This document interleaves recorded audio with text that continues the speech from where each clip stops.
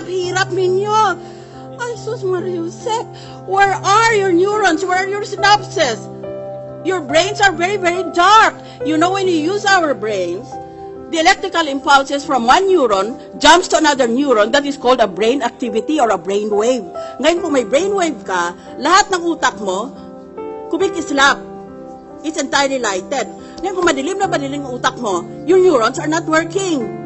You are flatlined. Meaning to say, hindi ba? Kung buhay pa ang pasyente, naka-jump up and down ng kanyang recording instrument. Pero kung namatay na, nag-flatline na. O, yan ang nangyari sa inyo. Nagpa-flatline na kayo. I am, please, appealing to you. Can you please prepare on the rules of court?